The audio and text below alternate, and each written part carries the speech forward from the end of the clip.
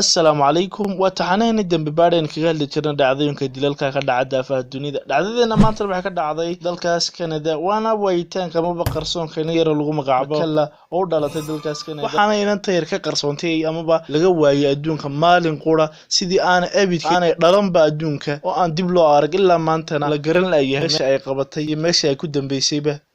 Magacaygu Cabdimajiid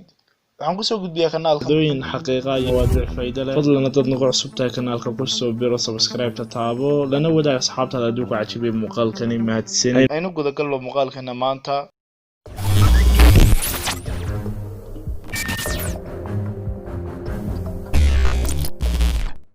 waxa ay ka bilaabmaysaa qisadeena amaba dhacdadeena maanta sanadkii 2016 gaar ahaan 16 bishii Abriil. maalintaas ayaa inantan qisada amaba dhacdadeena maanta ay ku saabsiisan tahay oo dhigan jirtay iskuul ayeedeed ay ka doontay iskuulka ay dhigan jirtay si ay uga soo qaado inantan xilligaas oo ay aaminta amaba saacadu ahayd 3 galabnimo oo ku beegan xilligii ay ka soo bixi jirtay inantan amaba Makela iskuulka ay dhigan jirtay. haddii ay islaantii ayeeda u ahayd Makela amaba inantan ay sugtay saacado badan ma aysan ka soo bixin iskuulkii inantii ayeeda u ahayd Makela. intaas kadib waxay ku qasbanaatay islaantii inay gudaha u gasho iskuulka bal si ay uga soo fiiriso inantii ayeeda u ahayd Makela inay gudaha ku jirto iyo in kale. markiisa ay gudaha u gashay islaantii iskuulkii waxay weydiisay asxaabteed laakiinse waxay ugu jawaabeen in aysan arag yaabyo ama kaaga ayaa u sugnaaday islaantii ayeeda u ahayd Makela sababtoo ah hore uguma ay dhaqaaqin ficilka noocan ah amaba inay ka hortagtay ayeedeed. intaas kadib waxay islaantii jahaysatay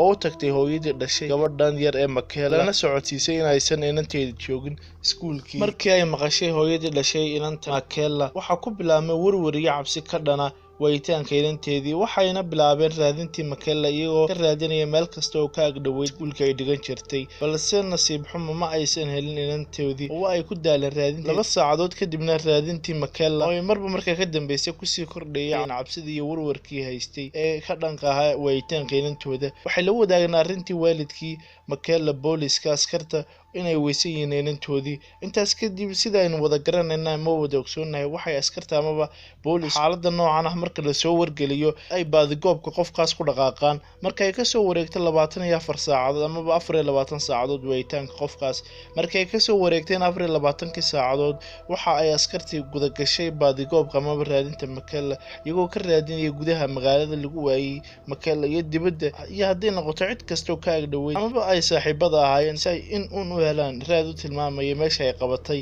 Makela. intii ay askartu ku guda jireen baaritaanka ayaa waxay heleen message amaba fariin cabsi iyo baqdin abuurtay waxaana fariintan ay Makela u soo dirtay mid ka mid ah saaxiibadeed oo lagu magacaabi jiray Shelby. waxaana Shelby ku sheegtay sida fariintan ay ku soo gaadhay inay tahay dhanka mobilkeeda oo ay maalintaas guriga kaga tagtay. markii ay soo noqotay inay aragtay fariintan ay Makela u soo dirtay xilligaas ay soo dirtayna waxay aaminta amaba saacadu ahayd 10 subaxnimo. haddaba maxay ahayd fariintan balse la daawada message-kan ama fariintan ay u soo dirtay waxay ka koobnayd amaba ahayd 3 kelmadood oo qura. 3 kelmadood oo dhignaa sidatan waxaan u baahanahay caawimo. laakiinse waa maxay sababta ay Shelby ula wadaagi weyday fariintan ay u soo dirtay Makela Shelby waalidiinteed?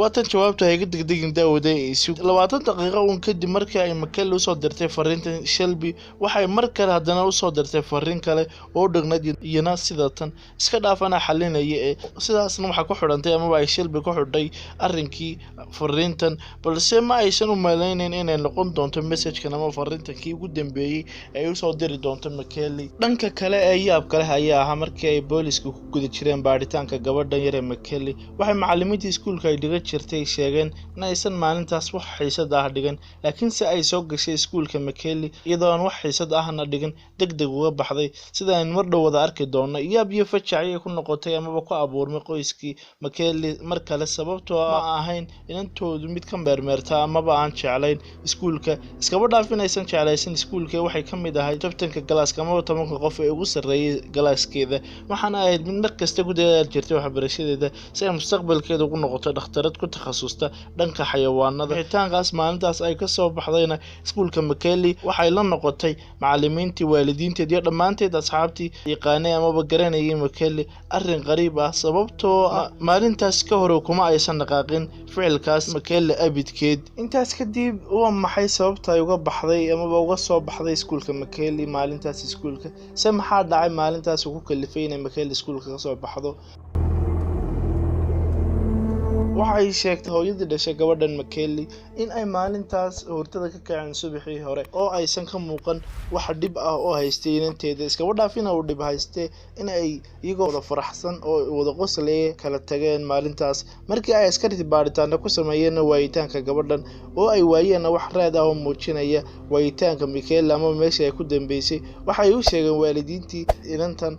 in ay inanteedu iskeed u baxsatay oo ay iskaga tagtay, laakiinse waxa hooyadii ka dhaadhici waayay sida yar ee fudud ee ay u soo go'aamiyeen meesha ay ku dambeysay inanteedii askartu Makeli. waxaanay la wadaagtay askartii hooyadii in ay u samaysay sanduuq caruurteeda oo ay ku kaydin jirtay lacagta oo ay ugu talagashay caruurteeda kuna jirto Makeli oo ay ugu talagashay inay kala baxaan qof kasta oo caruurteeda ka mid ah haddii uu baahdo wax lacag ah iyagoona cidna weydiisan. haddiise ay Makeli ka baxsatay ayay askartii warsatay amaba weydiisay miyaysan wax lacag ah kala bixi lahayn sanduuqaas hadday baxsatay, sababtoo waxaynu wada ogsoonahay in ay Makeli ahayd ardayd iskuul dhigata oo aan haysan wax macaash ah amaba lacag intaas oo dhan ku filan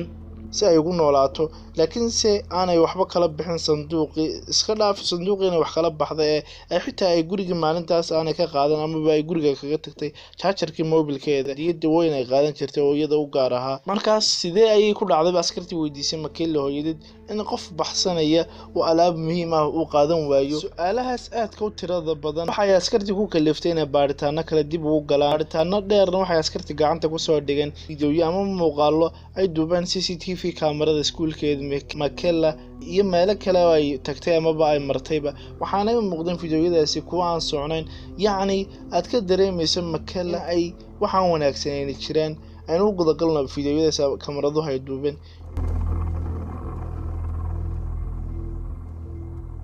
fiidiyowga ama muuqaalka u horeeya waxaa duubay kamarad ku xidhnayd iskuulkeeda, waxaanu muujinaya markii ay aaminta amaba saacadu ahayd 6:40 daqiiqo oo subaxnimo ah in Makeli iyo saaxiibadeeda lagu magacaabo Oksana ay soo galeen iskuulka, kadibna ay weydiisay saaxiibadeeda Oksana inay baanka aadaan si ay lacag ugu soo saarato, balse waxay Oksana la wadaagtay Makeli in aysan furnayn baanku xilligan oo ay xilli hore tahay, lana furayo marka ay saacadu ku tahay amaba ku beegan tahay 8 subaxnimo, xilligaas oo ku beegnaa xilliga bilaamay dawaamka iskuulkooda. intaas kadib markii ay soo gashay Makeli iskuulkii, waxay dib uga baxday iskuulkii markay aaminta amaba saacadu ahayd 8:26 daqiiqo amaba subaxnimo, iyadoo ku wajahan oo ku aadan baanka, waxaana ay baanka kala soo baxday maalintaas lacag dhan 55 amaba $55 oo keliya. intaas aynu arkayna Makeli waxay ku hadlaysaa telefoon, lamana garanayo cidda uu yahay ilaa maanta qofkaasi, sababtoo ah markii ay askartu raadiyeen qofkaas ma aysan helin cidda uu yahay. ay ku sababeeyeen askartu in aysan helin qofkaas waayo sababtoo waxay Makeli kula hadlaysay qofkaas applicationska mobilka ku guda jira sida WhatsApp amaba Snapchat iyo wixii la mid ah. qolka labaadna waxa uu inoo muujinayaa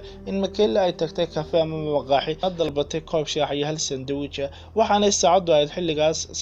9:12 daqiiqo oo subaxnimo ah. intaas kadib waxa uu boolisku weydiiyay ruuxii maalintaas ka iibiyay shaaxa xaalka Makeli sida waxaana uu ku jawaabay in ay telefoon ku hadlaysay,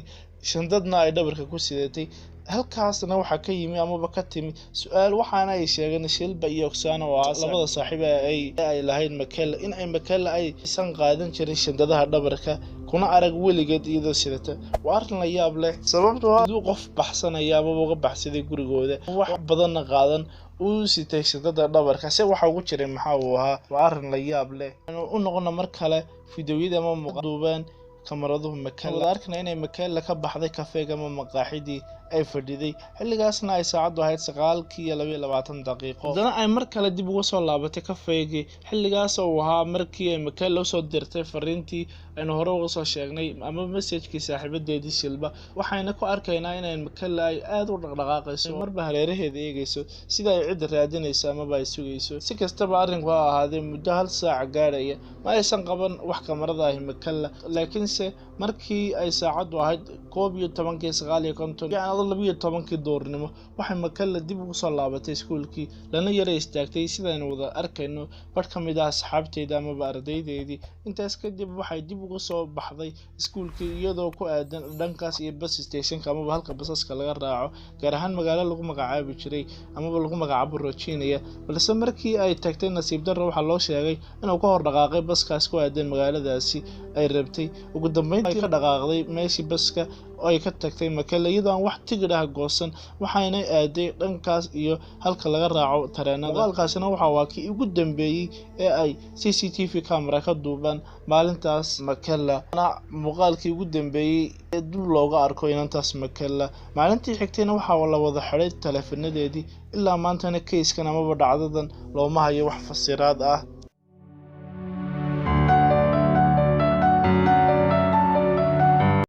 mahadsanidin dhamaantiiba waxaan ku dhaafayay intaan ku kulmayna muuqaalka xiga salaamaad